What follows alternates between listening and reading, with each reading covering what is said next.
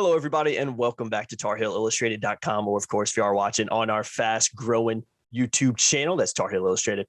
I'm THI staff writer Jacob Turner, and joining me, as he always does, our very own publisher, Andrew Jones. And AJ, we're here for a UNC football-related podcast, going to be talking about some of the concerns surrounding the Carolina football team so far through fall camp. Obviously, fall camp coming to an end on Sunday, school starting on Monday. We did a positives podcast earlier this week on Wednesday that if you haven't seen, go check that one out after this one's done.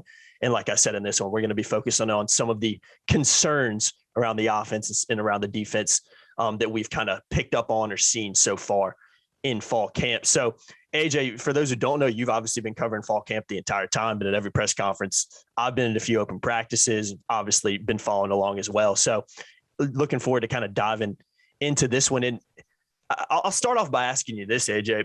I think the positives podcast, there is a lot of positives. And I think there's a lot of concerns as well. And I think would you say that's kind of what you expect this time of year, especially when you look at a team like this, new quarterback, you got a couple new coaches in there as well.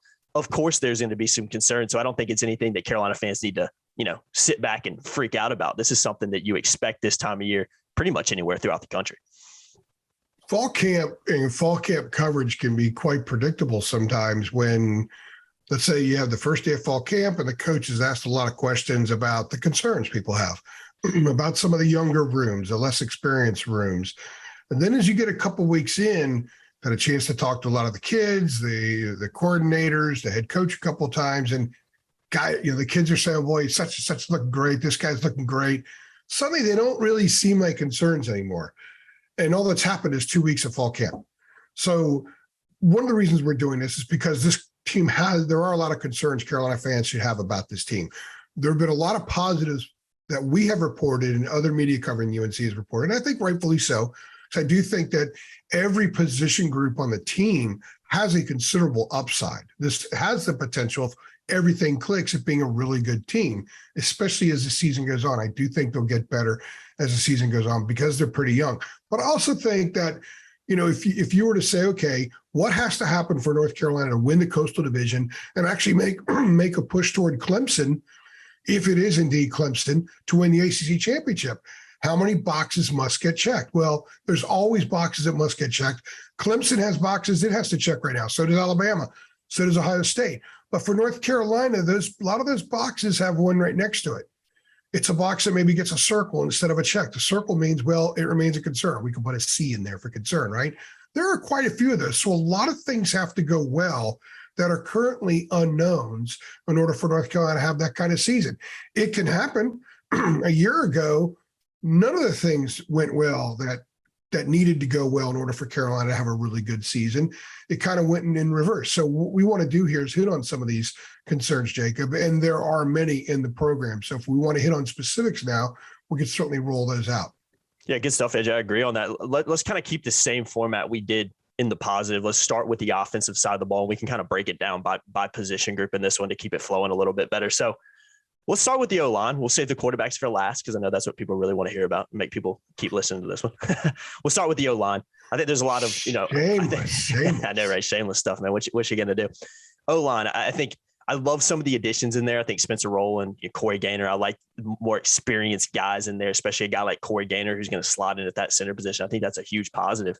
But I think there's also some concerns down there with some of the youth, some of the more inexperienced guys.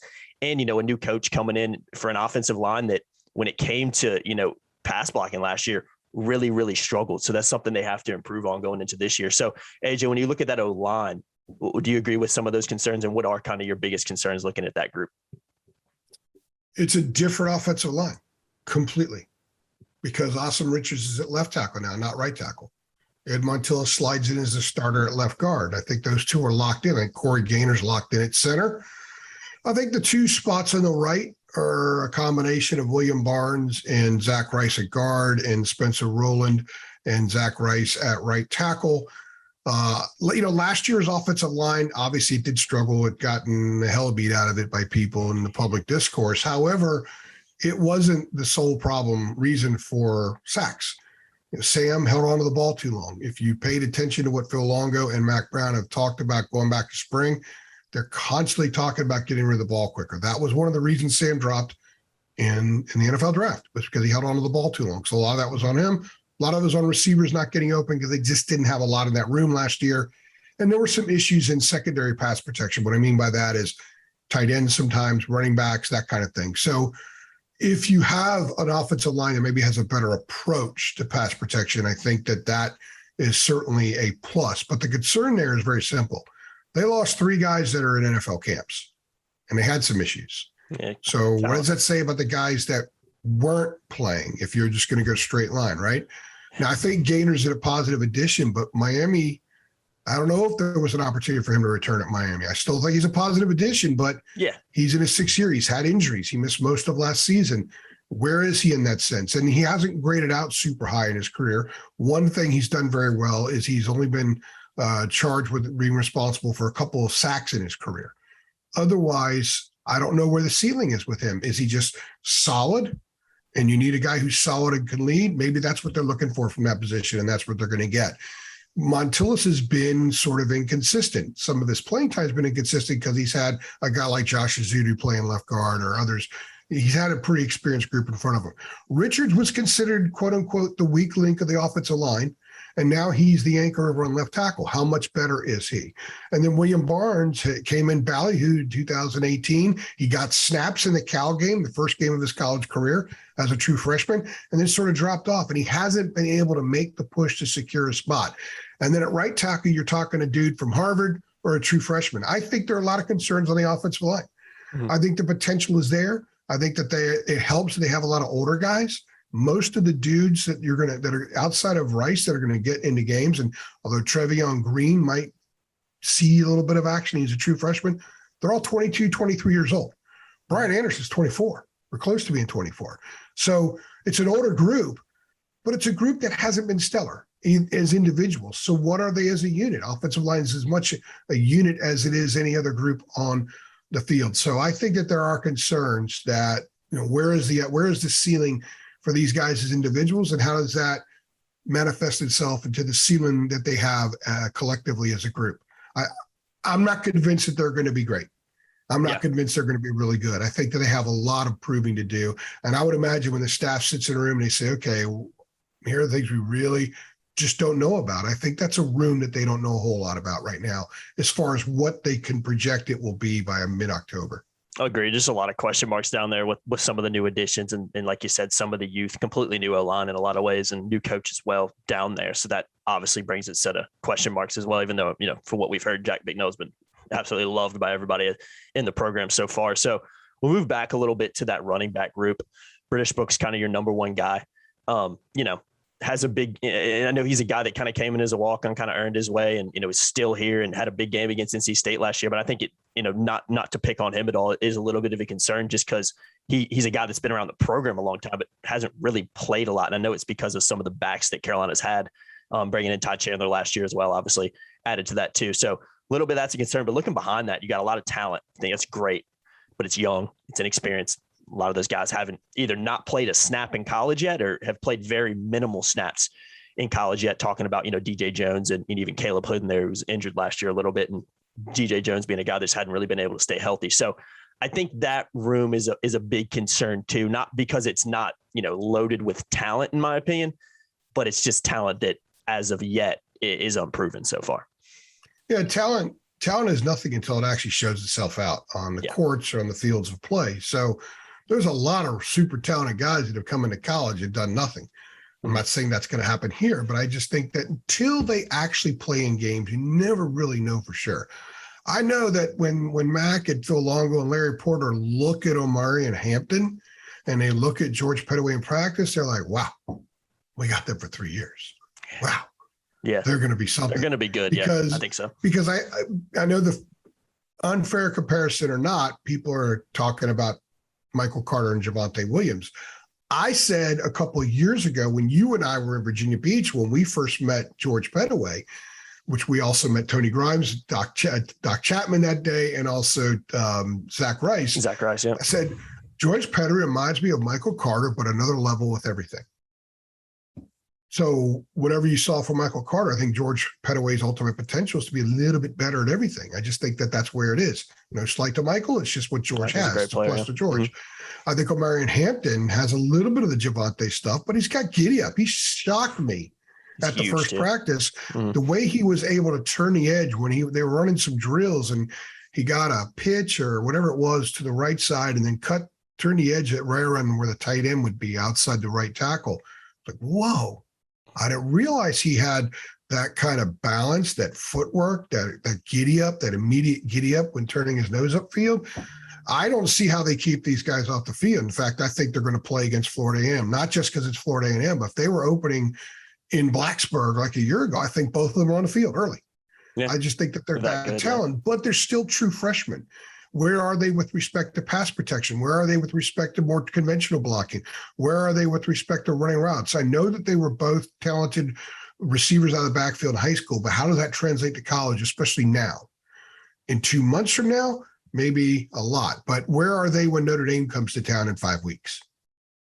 That's going to be an enormous game, especially if the Tar Heels take care of business over the first 3 weeks. So the unknown factor there about where they're going to be and how much they can get from those guys is a big part of this concern because you just don't know. As far as the other ones go, British has played like 135 offensive snaps in his career. I really don't think that they believe he's going to be the primary mail carrier throughout the course of the season just because these other kids are there to play. You bring in top 50 kids, top 80 kids to get them on the field, especially when it's a position of need. Yeah. Travis Shaw is in a position where it's not one of need so much right now because there's so much depth there. Therefore, he won't play a ton of snaps. They won't rush him into things, but they need to get Pettaway and Hampton on the field. And Mac has said they're going to scale back a little bit because they have young guys. Well, that says that they're going to play those guys. So what is that? I think British will be very happy whatever role he's given. He's getting another year of college. He's getting his master's paid for.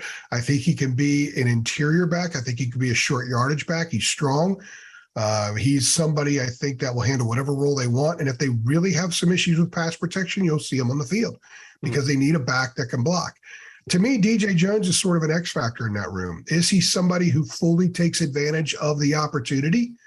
He's healthy now. He said his mind is clear. He's not thinking about the injuries that have held him back a little bit before that have limited him. He's also the guy that's played the most. He played about 240 snaps last year at running back, and that's in and out with being banged up and everything. So I don't know who the third back's going to be with this group. I would think maybe it's a power guy. Maybe they stick with British in that sense. Maybe they go Caleb Hood, who was the power back, short yardage back early last year before getting hurt. But there's just unknowns. I think it's a really, really talented room. But every one of those guys has a giant question mark over them. And I suspect by the time they head to Miami the second week of October, we'll know exactly what that rotation is. And we'll know really we'll know what each of those guys is headed toward in their careers, either moving on, accepting a secondary role, or a potential stardom. I think those questions will be answered in that room. But until then, it's a big concern. Yeah, big concern. And, on the positive side, like we talked about, a lot of talent. You got to consider that a positive, and that's something we hit on in the positives podcast as well. Let's move on to the wide receiver core. I think it's kind of the same old story in a lot of ways. I think what we just talked about with the running back room is in a lot of ways the same thing with the wide receiver core as well, especially losing Antoine Green, a guy that's been around the program who in some ways has still struggled to maybe reach his potential through, recovering from that freshman year injury and just getting his confidence back and everything. It's hard to see more glimpses at the end of the year. And now he's out 6 to 10 weeks. Good news is Carolina's not losing him for the whole year. So that is a positive. But now you're looking at that room and you're like, okay, you got Josh Downs, who's an elite receiver, and everybody else is unproven. So guys are going to have to step up. There's a lot of talent in that room.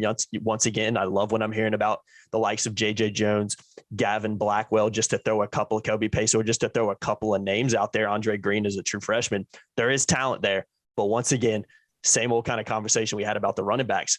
Talent's great, but until they go out there and prove that they can do it at this level and make plays, especially with a new quarterback in there, which we'll hit on in a second, I think the wide receiver core as a whole, a lot of talent, but a concern as well is who's going to step up and be able to take the reins as a go-to guy. And they need a couple of those guys, not just one to step up. Well, the positive is that room right now, Sunday is the last day of fall camp. So We're recording this Friday morning. So a year ago, 2 days before fall camp ended, I think the room had more question marks. We didn't know Josh. We suspected Josh might explode, but we didn't know he would explode. Now you have that. You have the guy who set the school record for most receptions and receiving yards in a single season. Having Antoine out there would have given him a wonderful compliment, a chain moving guy, but one who could also bust a defense. We've seen him do that before. Now you're going to have, who the number 2 guy is going to be someone who hasn't run many routes. We got Kobe Pacer the other day on interviews, and he played 3 snaps last year.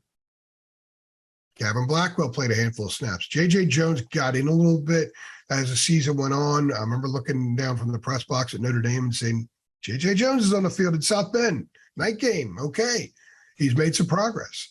And I do think that will continue. The positive with that group right now is I think everybody in there can play. Like, they're all talented. Even Justin Olsen, who had a decent amount of experience last year, just had trouble getting open a lot of the time. But he's still a guy who has run routes and been out there and has blocked downfield. Now you got to look at some of the younger guys. I think it really depends on if Andre Green explodes or not. But again, he's a true freshman. Yeah, I think he will. I think he's going to be really good. I think he's going to be really good out of the gate for this team, or at least good out of the gate and really good eventually. But the unknowns are J.J. Jones has never been a 45 snap guy. Neither is Gavin Blackwell. Neither is Kobe. And Andre Green, he's adjusting, and he just arrived. He didn't have spring ball.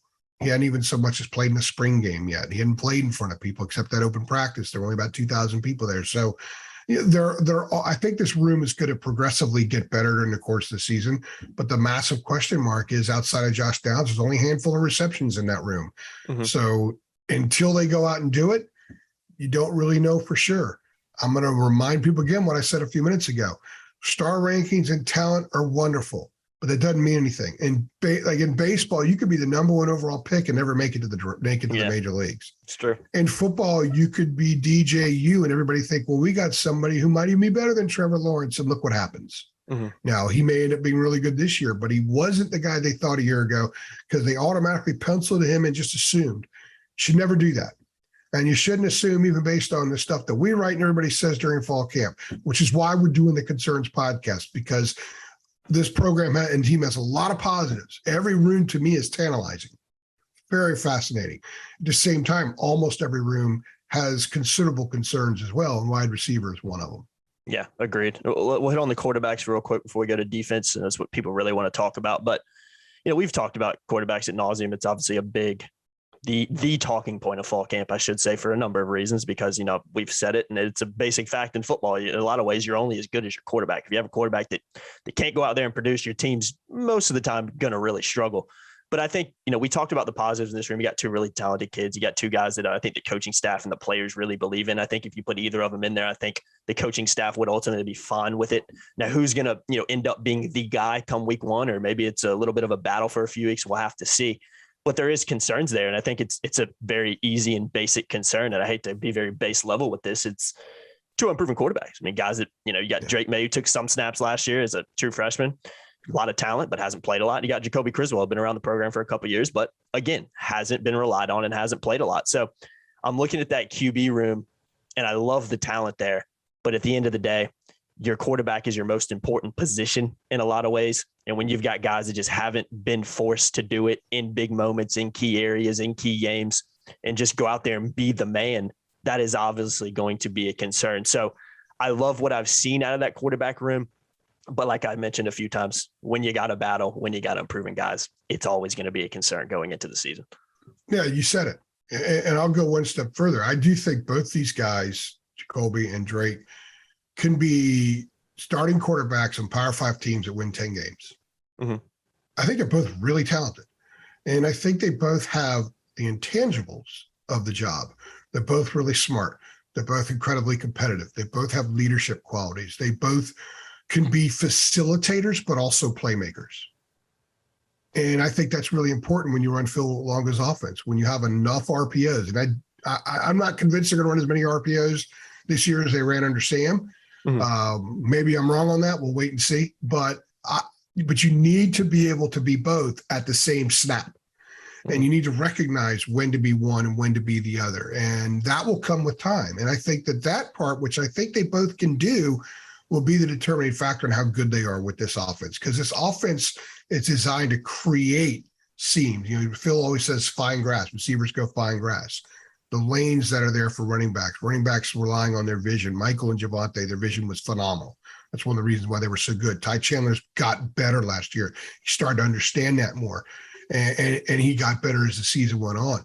So I think that's going to be part of it for these guys. But how much do the questions in the running back room, the questions at wide receiver, and sort of what some might consider at this time a patchwork offensive line, how much does that affect the growth of either Jacoby or Drake in the game? And I'll go one step further, Jacob. A lot of people are thinking, well, Phil probably just going to play both of them for a few weeks and make a decision for Notre Dame.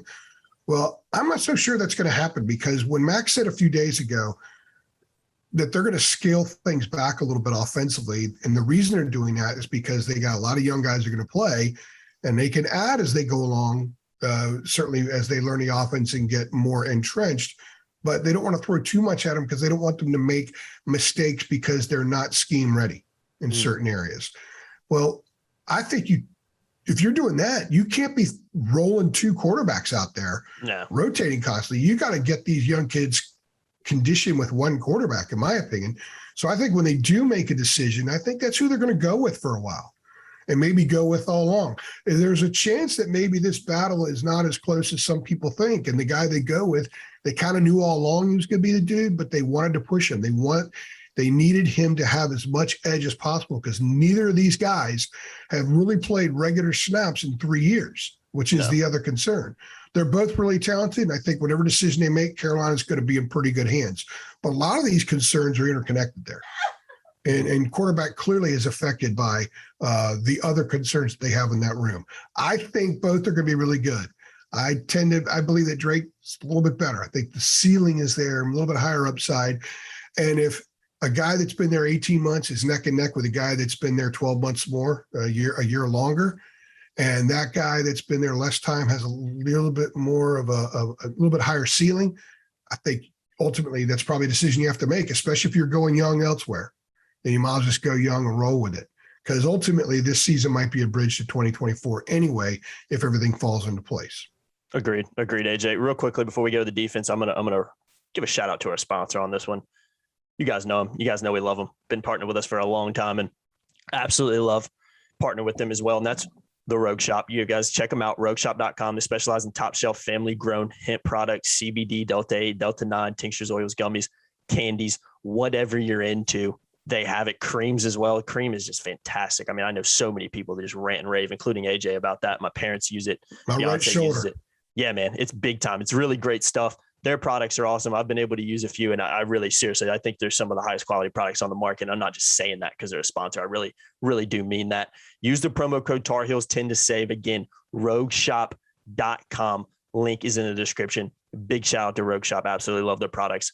Fantastic stuff, and very, very happy to be continuing to partner with them going into the new season. All right, Joe, let's turn our attention to the defense now, defensive side of the ball. We're going to kind of go through it like position groups like we did on the offense. Let's start kind of like we did on the offense with the O-line. We'll start with the D-line here.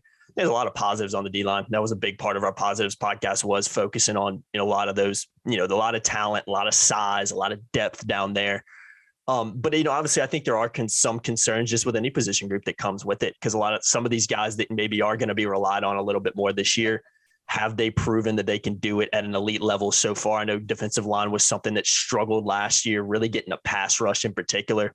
That's something they're going to have to continue to prove as well that they can do. So I think those are a couple concerns. Now, I will say I think the defensive line as a whole has a lot of positives, and overall probably more positives than concerns there. But AJ, from what you've seen, from what you've heard from the coaches, from what you've seen at the open practices, what are maybe some concerns that arise for you focusing on the the trenches and the D-line? Yeah, I don't really see them as concerns, more just as questions. Mm-hmm. Is Des Evans going to be a monster at end? Is Jahvaree Ritzie going to make that giant step that a lot of people believe he's in the process of making? Is Keyshawn Silver ready to be in the rotation and give them 15 to 20 snaps a game? Is Kamen Rucker big enough to play with a hand on the ground all the time? I think Kamen's a football player. Oh yeah, and he's a football player in the body that he has right now, and there's a lot of things he could do in the field. I think he's one of those guys that excels at being undersized. We see them all the time. I think he's one of those dudes that does that. He's going to have to be that guy. It's a question mark, but I have a lot of faith in Kamen delivering what they're going to ask him to deliver. Unbelievably smart guy, unbelievably decent guy, and someone who has been punching holes through so-called ceilings for a long time in his athletic career. Just getting the offer from Carolina. We can go back to that. We could do a whole Kamen Rucker podcast, to be perfectly honest with you, and I would enjoy doing it. I think that what can Travis Shaw give them? When I saw Travis in practice, I'm like, he's a freshman, really big kid, unbelievable potential, but he's a young kid. So they're not concerns on the defensive front. It's just more questions. When they have a big game, when they go to Miami and they're in late in the third quarter, early fourth quarter, and it's a 17-17 game, what is the snap discrepancy between the Miles Murphys and Javaria Ritzies and Des Evanses and some of the other guys? They say they're comfortable going 8 or 9 deep there. Are they really comfortable going 8 or 9 deep? And if they are, that will play out in those kinds of games. So not a concern, just more question marks. I think that they're really, really solid there. And the potential for that group collectively and a lot of those guys individually is really significant. This potentially, we could look back in 15 years and say, man, a lot of those guys earned a lot of money. That's how talented the group is. Agreed. Yeah, I think there's just a ton of dudes down there, and I'll just leave it at that. And from what we've seen in the practices, I got a chance to put a video on our YouTube, got a chance to really record them very up close and personal. And I think we've called them a few times. They are all airport team written all over them. I think they're going to be a lot more than that this year too, because I really do think they're going to be much improved, especially under a new scheme, which we'll hit on a little bit towards the end of this. Let's move back a little bit to the linebacker group. Obviously losing Jeremiah Gemmel, big leader in that room, shot caller out there, experienced guy. That's always going to be a concern of, can a guy like Power Echols come in and be a kind of a like for like replacement? Now, I do think Power Echols as a whole is a little, body wise, speed wise, athleticism wise, might have a little bit more potential than a guy like Jeremiah Gemmel, who again, I think was absolutely fantastic at the college level. And from what we've heard, it seems like Power Echols has done some really nice things during camp. You got Cedric Gray, who was obviously a big part of the linebacker room last year and really proved that he can be a good linebacker at this level. But I know, AJ, in particular with you at that inside linebacker position, you've got some concerns. So I'm going to kick it to you to kind of talk about that. What are your concerns with this linebacker room? Again, a lot of talent, but still some unproven things and some guys that are going to have to step up and show they can do it. Well, since you mentioned Power, I'll start with him. Do you remember Andre Smith?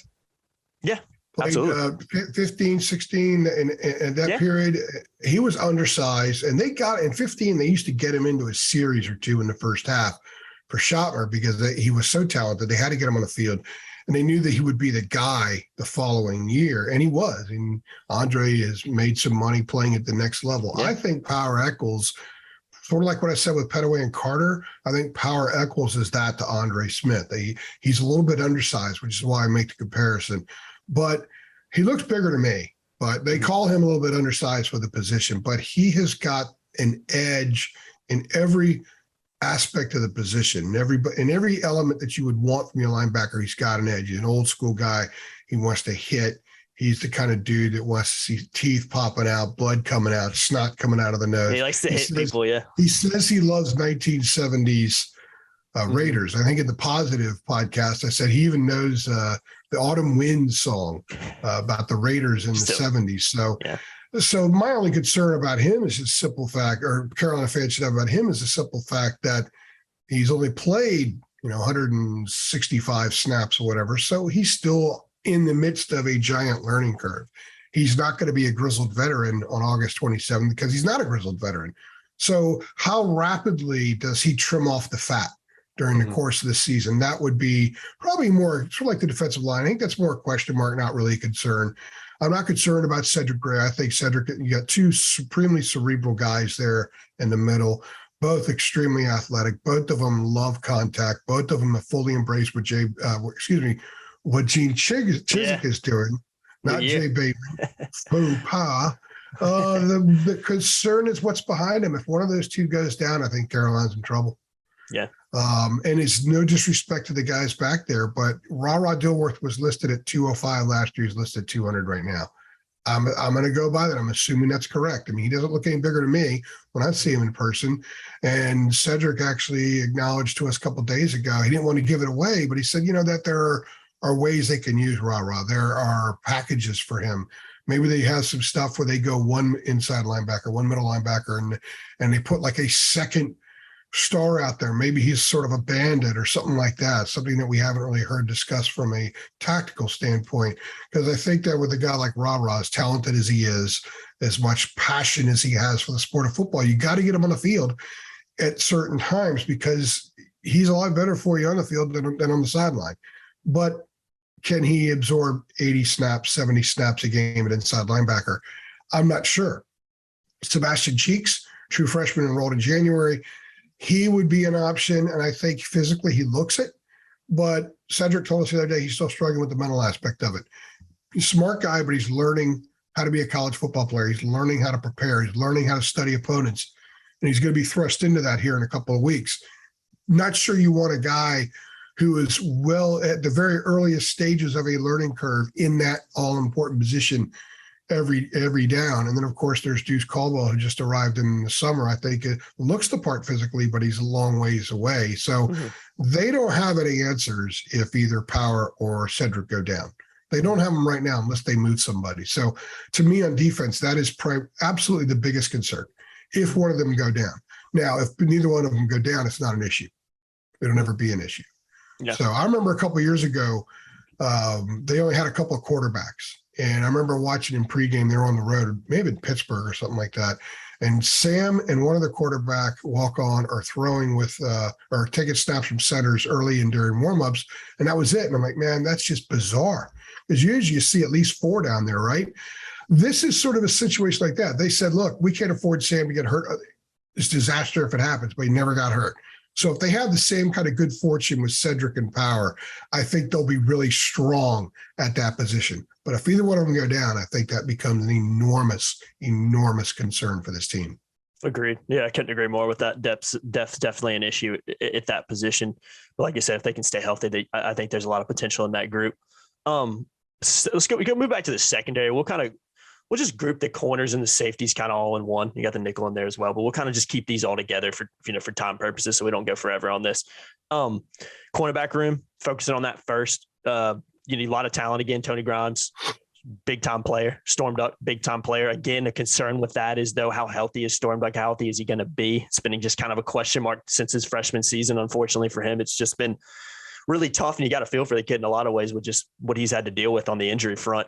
But again, in that room, you got a lot of talent. I think even looking at some of the more experienced guys behind him, Day Hollins comes to mind, getting back healthy. He's a guy that's been around the program forever, it feels like.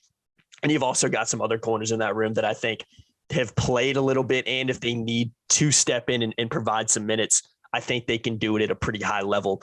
But I think the big positive there is Tony Grimes, Storm Duck. If both those guys can stay healthy, that's a really good couple of cornerbacks to have out there, because I think they have the potential at least to be 2 of the best in the league, and especially in this new scheme.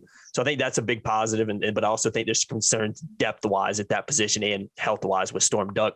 Safety room, again, I think you've got a lot of experience in there. I think you've got a lot of guys that have played a good amount of snaps at Carolina. First one that kind of pops to mind, though, and I think you and Brandon hit on this in your defensive backs podcast that you guys did. You talked about Cam Kelly a little bit. The upside there, he's had some really, really good games. And, even I hate to bring up the state game from last year, and he's also had some really, really poor performances in terms of where he's graded out. And I think Brandon made a point of when you look at his grades throughout the seasons, his has kind of had the most wide margin. Grade out at a 41 game and an 80 the next one. That's got to improve. There has to be more consistency there. There has to be a little bit more of a high end there that you can stay at. I think Jaquarius Conley, a guy that's still getting back to being healthy. I thought he's to me, has been one of Carolina's best defensive players since he's come into Chapel Hill. What can he get back to being healthy? It's going to be probably into the season before you really see him back. That's a concern a little bit. Who's going to be able to step up and take over that position? So I think the defensive back room, it's such a broad room. There's so many guys we could talk about. There's a lot of youth in there that I think has a lot of potential to be really good. I think there's a lot of positives in there, but I think the high end some of the injury issues they have right now, and can guys be consistent in this new scheme and make plays and prove that they can cover, something Carolina really struggled with last year. I think there are some concerns, in that wide position group as a whole as well. Well, before I hit on that, I have to give myself a demerit because I failed to acknowledge Day Hollins in our positives pod and also in my DB pod with Brandon. I have no idea why that happened. I like Day a lot. Well, it didn't so much slip my mind. I mean, he was injured and missed a lot of last season. And I was trying to think of some of the other guys. Now, Day is someone that could play a lot of corner for him. And he's a pretty solid option outside of Storm Duck. But when Storm is healthy and playing at a level where Max says he's a pro, Day doesn't maybe have that Storm does. So the concerns I have for the secondary, Day being healthy, I think if he would have stayed healthy last year, that would have alleviated some of the issues they had in the secondary, because he's a guy sort of like Kamen Rucker, sort of punches high and busts through what people say are his ceiling. And perhaps that happens again this year. There are two concerns in the secondary, Jacob. You kind of hit on both of them. One of them is making sure everybody's healthy, getting everybody healthy, and then staying healthy. They've had injury issues. Day got on the field because of injuries the first year. The second year, he got back on the field because of injuries. He was buried in the depth chart both years. And then a bunch of guys get hurt. He steps up and he actually does some positive things. Now he's an experienced guy. Now he can be a relied on guy. But they need people to stay healthy. They need the Storm to get healthy, and they need those safeties. They need Jaquarius to get healthy. Now, a lot of people are saying Jaquarius at safety. We actually haven't seen him run anything in Gene Chizik's defense yet because he's been rehabbing. I've seen him at practice doing rehab stuff, but he's not doing 11-on-11 stuff. Now, I'm sure I know for a fact he's mentally preparing and all that. To me, listening to DeAndre Boykins describe the star position, which is what nickel was, but there are some differences. It sounds to me like Jaquarius is perfect for that job. So let's say he's 100% by October 8th when they go to Miami. I would think that maybe someone like him would be in the starting lineup there at the star position. Right now, it's DeAndre Boykins, who doesn't have a lot of experience, but he's a football player. Yeah, he's a guy with a lot of upside. He was pushing hard the minute he showed up in spring ball a year and a half ago. So I think consistency is the other part of it. The safeties. Brandon made a great point about Cam Kelly. Cam Kelly needs to raise his baseline. If his baseline is a PFF rating at 55 or 60, that's the low end, and he continues doing that stuff in the 70s and 80s, then I think he'll be really, really good. Gio Biggers needs to be more consistent. And I think what's really interesting to me is how are they going to use Don Chapman? Yeah. Very experienced guy. Yeah. Really experienced guy, really smart guy. He's like your cross trainer extraordinaire. Yeah. He could play star. He could play corner. He could play both safety spots. He's an interesting player. How are they going to use him? He might be a guy who fills in if there's an injury anywhere, but also challenges for a starting spot back there. I'm thinking it's Biggers and Kelly, but I think so too. Yeah, but Don Chapman needs to be on the field. He does. So they have a good problem in that there are some older guys throwing a day in there that could get on the field, and they could put a pretty solid group out there of dudes who have seen a lot. Okay, but they still need to be more consistent because every one of them, including Tony Grimes, they've been inconsistent. Yeah. So the consistency level needs to significantly go up. They need to increase that. And then the health factor. I think if everybody's healthy, this has a chance to be a pretty good secondary, one that makes plays. They may give up some big plays from time to time, and they may get a dumb 15-yard penalty from time to time. But I could see more pop fumbles. I could see more picks. I could see more big hits on third down that just jack up the sideline. I could see those elements from this group. But they are concerned because they haven't consistently done it yet. And until they do, that will remain a concern. Agreed. Yeah, it's like we've talked about a lot, and there's a lot of talent, a lot of guys, but they got to prove that they can do it, and that's always going to be a question mark and a concern, for lack of a better word, going into it. So, AJ, real quickly, we'll hit on the jack. I know I kind of skipped it during the D-line, but hit on that jack position a little bit. I think there's some really good guys in that group. The way Gene Chizik's talked about the likes of Chris Collins, Noah Taylor coming in from UVA. those guys, I think, are going to be able to provide some really awesome things at that position. Any concerns down there for you? Because like I said, I think looking at that group, there's a ton of talent. And not only that, there's a lot of experience down there. The concern is how quickly does AJ look down and totally understand what the Jack is doing? They've told us. And, it's kind of weird when we put out the videos or something like that. It's easy to say, senior LB or junior LB Cedric Gray. But if I say senior Jack Noah Taylor, people are think his name is Jack Noah Taylor. Yeah. Right? He's like some quarterback from Southern Miss in the mid 80s or something. Yeah. Like, who's 90s. This guy? Got 3 names. I think Alabama's had a couple of 3-name dudes back there too. So that's the Jack is an interesting name. I think I have a decent idea what the position is. It's setting the edge and going after the quarterback. So those are that's basically it. The Jack is considered a defensive lineman more than a linebacker. But, when Brandon and I are doing the position group pods, I'm saying, look, we need to talk about the linebacker aspect in the linebacker pod, and we'll talk about the DL aspect in the DL pod, which I think makes it interesting. And a lot of people are saying, oh, no, that sounds like the hybrid. That sounds like the Bateman. It does. Yeah, it does. Hybrid. But it's not, because they won't cover as much. And they're not 265. They're 240. Taylor's 6'5", 240. He's a guy that played safety some at Virginia, played 5 different positions at Virginia, which, by the way, he's a guy you can move around if necessary. Now, they think that this dude can get 10 sacks as a Jack. And if you pull him, if there's an injury somewhere else and you pull him in another direction, then you take away the dynamic nature of that, him playing that position. Because after Chris Collins, who everybody's saying really positive things about playing the Jack as well, then there's a little bit of a drop off in terms of experience and stuff. You got guys like Malachi Hamrick there, but I don't think we're going to see, outside of Collins and Taylor, a whole lot of much of anybody else, unless the games are not close or there's an injury. But I'm looking forward to seeing it, just so I get to the point early in the season where I just instinctively know that's the Jack. Yeah. And I don't want to have to hunt for it. I just want to look out there and know it. Agreed. And that's always my mission every year. And that was an adjustment with Bateman. I wanted to know what the hybrid guy was doing. And at the end of his 3rd year, I was still wondering what the hybrid guy was doing sometimes. I think we all were, yeah. I don't mean to be overly critical or make fun of that or anything like that, but that's the truth. That's why there was a change made. That's why the kids lost faith in the defense. And that's why guys like Des Evans say, I'm home. I have a hand on the ground, which is what I should have had all along. So the Jack is interesting to me, but I don't think there's any concerns about it. Carolina picked up 2 big-time dudes at the portal, man, getting in Noah Taylor and Corey Gaynor. They did. Both of them make this team better.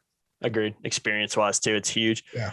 Last question, AJ, before we wrap this one up. We talked about this new scheme being a positive in a lot of ways. Any concerns when you're developing a new scheme? And I know Gene Chick's a great coach, but any concerns that kind of come up with that too? I think that the concerns would be if there's a dramatic change that adds stuff. This is a dramatic change that takes away stuff. Simplify it a little bit, yeah. Yeah. Look, you remember in school when you'd have every Friday you'd have the vocab test, right? You got 10 words, got to spell them right and give definition. Well, what if you get a teacher that comes in the middle of the year and says, well, actually, we're doing 30 words. You're like, whoa. Yeah, I don't want that. Can't even handle 10, yeah. That's a lot tougher. Well, Gene Chizik is the 10-word vocab test guy. And maybe Bateman was the 30-word vocab test guy, especially, challenging words from other languages or something like that. So my point is the simplification is 100%. It's across the board with literally everything. And it comes down to what you and I talked about ad nauseum last year in our podcast during the football season. Just win your battles. Football 101 is a brilliant thing, because if you have dudes, and they have guys, this is a very, very talented football team. It's one of the more talented teams I've seen in person. They're still very young, and there's a lot of growth that needs to take place, but get them to win their battles now. If you win your battles, you're never going to out-scheme offenses, not these days. So just play base and win your battles. And if you do that, you're going to screw up the offenses. You're going to make tackles. You're going to get off the field. They're going to give up some points, but the key is get off the field more than they were before. If the offense is as prolific, then they have a chance to have a fantastic season, but no concerns about it at all. Gene knows what he's doing. I saw him do it before. Give very quick stat. Here's why I'm not concerned, and nobody else should be concerned about this defense. In 2014, the year before Gene came the first time, they averaged 19.2% of their tackle attempts were missed tackles. Gene's first year, 1 year later, it was 10.2% of their tackle attempts were missed tackles. He cut it in half. Fundamentals, yeah. So, and that was not as nearly as gifted a group up front, in the middle, and on the outside. No. So this is a far more, they're deeper and they're more talented. So I think you'll see that kind of improvement on the defense. Agreed. I think it's something people should be really, really excited about. And AJ, I think it's a good place to wrap this podcast up. It's been a fun one talking about kind of some of the concerns surrounding the Carolina football program. Again, guys, this is normal. It's not us just being nitpicky and everything. There's always concerns with any program going into any season. Even the Alabamas of the world have concerns that they're looking out for as well. So we have to do our job. We have to cover the team. So got to be honest with it. Actually, when I told a few people we were doing a concern one, a couple of my buddies are huge Carolina fans. Like, oh yeah, looking forward. They want to know. Yeah, people want to know. Because a lot of diehards focus on the concerns because that's what worries them. Yeah, exactly. And I think no basketball fans are worried about Armando Bacot, but they're worried about whether Caleb will be consistent or not, right? Yeah, exactly. That's what they worry about. They'll win a title if he's consistent. They won't if he's not. That's what a lot of people think. Mm-hmm. So I think with the football fans, most Carolina football fans know what we're talking about. They've seen it themselves, and we've got a hit on it. But I think the wonderful thing about all of these concerns and question marks is I believe that they have answers on hand. Mm-hmm. The one possible exception might be backup an inside linebacker. In a year from now, Sebastian Cheeks is certainly ready to handle that. Mm-hmm. Maybe not yet right now. Otherwise, they have answers for all of these concerns. Mm-hmm. They do. And it's just, we'll see what happens during the season when it comes Saturday. So, AJ, good stuff. Enjoyed talking about this one. Again, guys, if you haven't seen the positives, go check it out. Link is on the YouTube channel. You'll find it towards the top of our recently uploaded videos. And again, guys, check them out, rogueshop.com. We absolutely love the Rogue Shop. Use that promo code TAR Heels 10 to save on your order. Again, that link will be in the description as well. I've been Jacob Turner. He's been Andrew Jones. Appreciate you guys watching. As always, you know the drill. Like, share, subscribe. Hit that notification bell. Let's do this too. If you're excited about the football season, I know this is a concerns podcast, but if you're looking forward to the football season, excited about what this team can do and what this team can be, go ahead and hit that thumbs up button below as well. Appreciate you guys watching as always, and we'll see you in the next one. Thanks.